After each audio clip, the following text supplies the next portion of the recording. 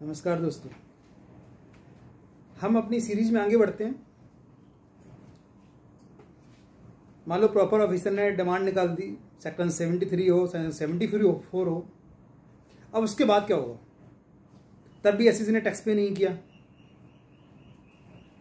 तो गवर्नमेंट के पास कई सारे साधन हैं उसको रिकवर करने के लिए। जैसे कि सेक्शन 80 है, उसके अंतर्गत फर्स्ट चार्ज प्रॉपर्टी पे केवल अगर टैक्स डिमांड ड्यू है तो अथॉरिटी के बन जाते हैं। अब जिसके पास ऑलरेडी डिमांड है लेकिन उसने प्रॉपर्टी बेच दी तो क्या होगा?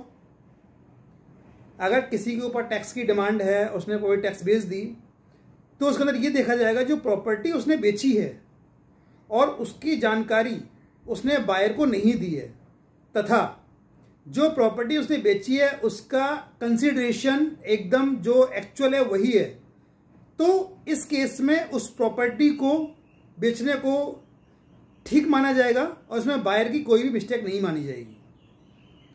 ये हो गया आपका प्रॉपर्टी के बारे में। उसके बाद अगर टैक्स डिमांड है तो जो ऑफिसर ने आपकी सर्च की होगी या कुछ भी क्या होगा, जो डिटेन्ड प्रॉपर्टी उसके पास में कोई भी माल है, कोई भी स्टॉक है, उसको भी वो बेच सकता है। और क्या कर सकता है? आपका अकाउंट फ्रीज भी कर सकता है। वो आप अकाउंट फ्रीज कर लिया, अब ये इसका सीजर खत्म कब होगा? तो 1 साल के बाद उनकी टैक्स डिमांड पूरी हो जाती है तो उसको वो फ्री कर सकते हैं।